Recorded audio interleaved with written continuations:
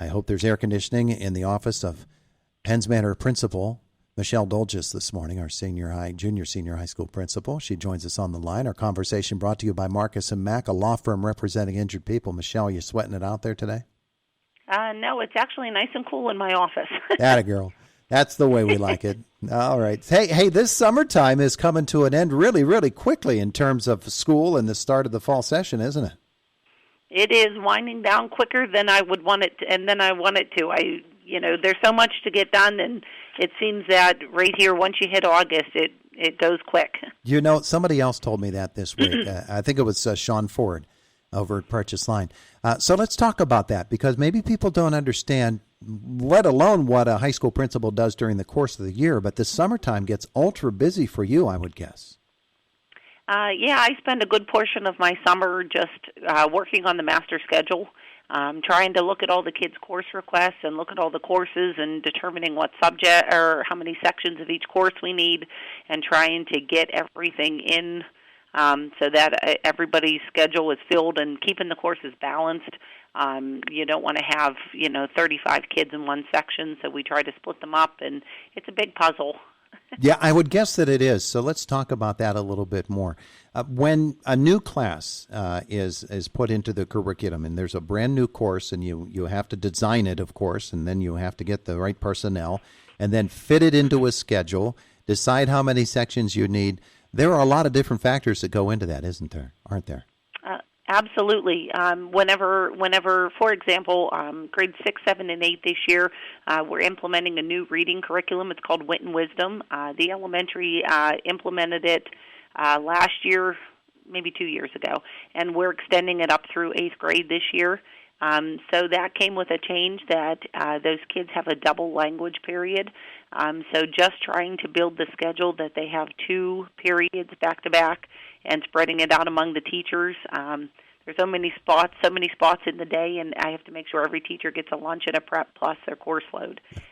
So it's a lot to try to finagle all of that. I put the English courses in, and then I have to wrap all the math, the history, the science, and all that around it.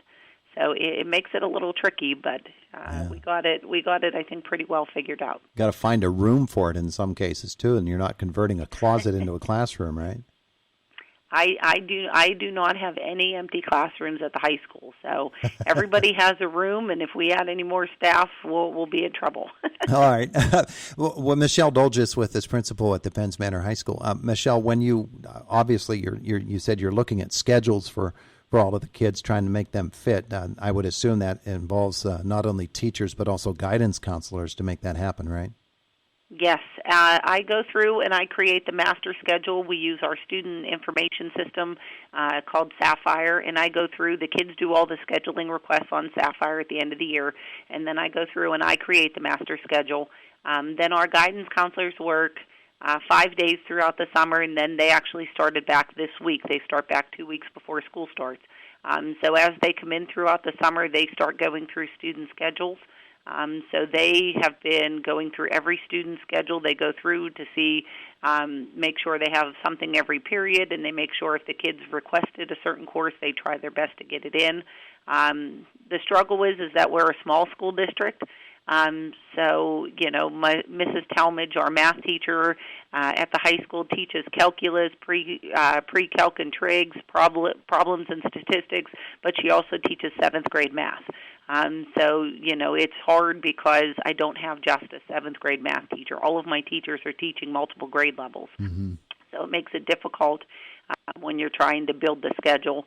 And then also I have to keep in mind that ICTC students come back in the afternoon, and I have to make sure that they can get their core content classes in the afternoon. So it's always an added difficulty, but the guidance counselors do a very good job working through all the student schedules, and we tweak things clear up until the first day of school. So it's never a finalized schedule until we're in and running. Yeah, and then there's probably a kid or two that has to move a class, or those things happen in the first couple of weeks of school as well. So it's a very complex job that you're doing, and that's one aspect of it. I want to talk about some of the other things that go on for a high school principal, in the life of a high school principal, and here in the summertime. This year, you've been working on making sure that everything is COVID safe. How are the COVID preparations going at Penns Manor? The COVID preparations, we're trying to, follow the guidelines, but also trying to get back to some sense of normalcy. We were fortunate last year. Penns Manor was in school every day. We never went remote. So we were able to be in school, and we're going to keep some of the COVID precautions that we had last year. For example, we're going to try to just space kids out as much as we can, space them out even in the cafeterias last year at the high school. Some kids ate in the cafeteria, then we had some tables out into the one hallway, and even some kids ate into the gym, just to make sure they were all spread out. We'll be doing some of that this year. Little things like we shut the water fountains off, and the kids were encouraged to bring bottles of water, and we have bottle fillers instead of everybody using the same fountain. Masks this year will be optional, so if anybody feels that they want to wear a mask, they're welcome to do that. The one requirement that we will have, and it's a federal requirement, is that the students will have to wear a mask on the bus. Mm-hmm. But once they come to the school, then the masking will be optional. The temperatures, we're encouraging parents to take temperatures at home before students come, and we've said it all last year and we'll continue to say it this year. If kids aren't feeling well, please keep them home.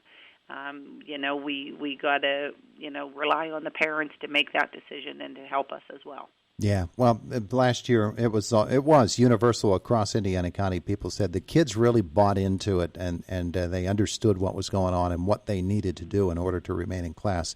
And that was just a tremendous job by them.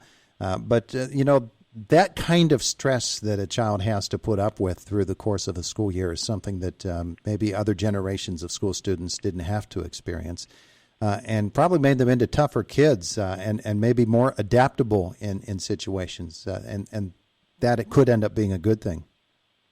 And honestly, I've said this last year, and I see it with my own children. I have two kids here, one going into second grade and one going into fifth, is that the masking was harder for me than it was for my kids.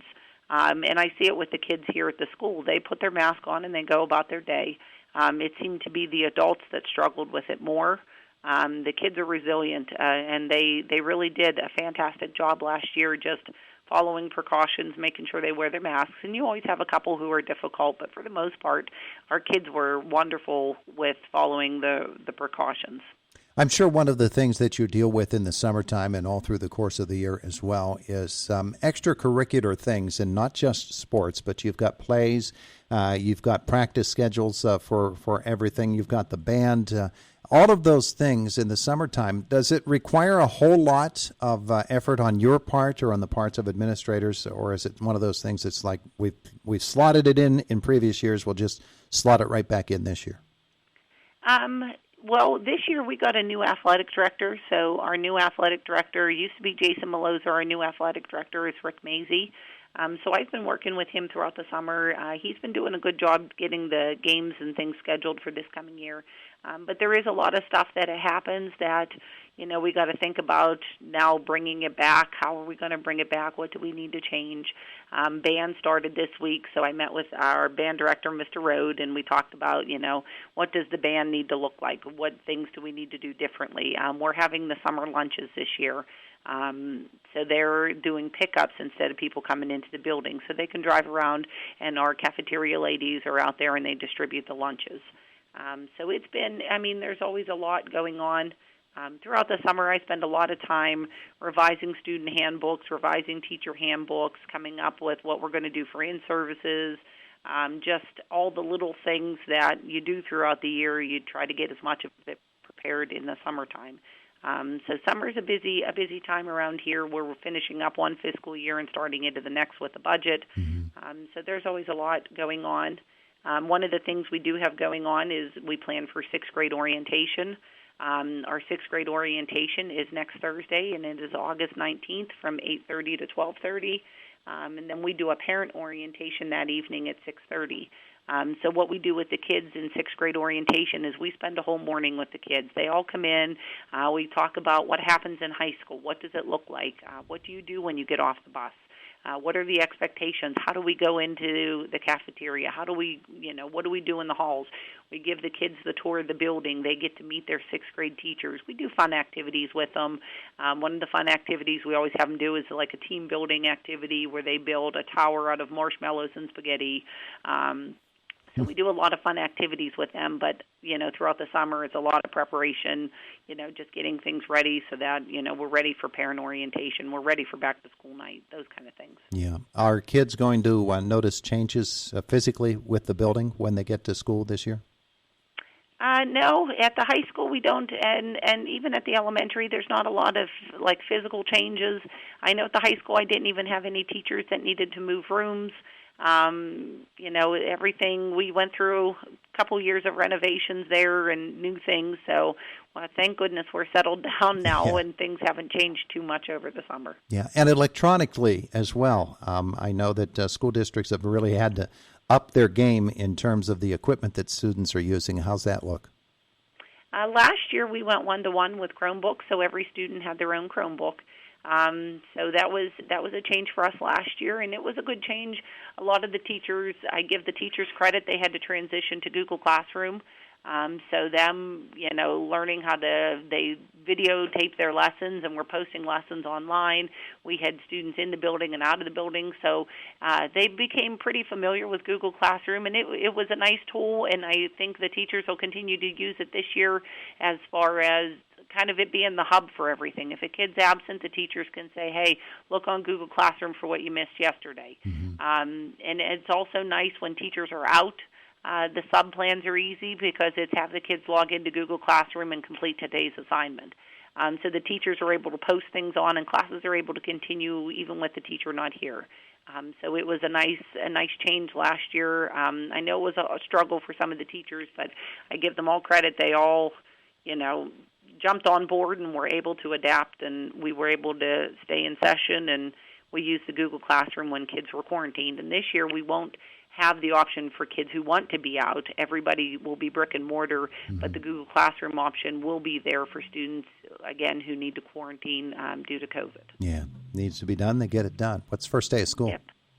August 26th. All right, it's coming quickly. Teachers start the 23rd, and kids come on the 26th. And one other thing I did want to mention is that sports physicals are due on Monday, the first official day of the season. And for all the parents, transportation letters will go out towards the end of this week. So they'll be getting their transportation letters next week. People need to know. Michelle Dolges, principal of the Penns Manor Schools. Thanks so much for being with us today. Appreciate it. Absolutely, and you have a good day. We'll talk to you again. It is the voice of Indiana County, WCCS 101.1 FM and AM 11's FM and AM 11's FM.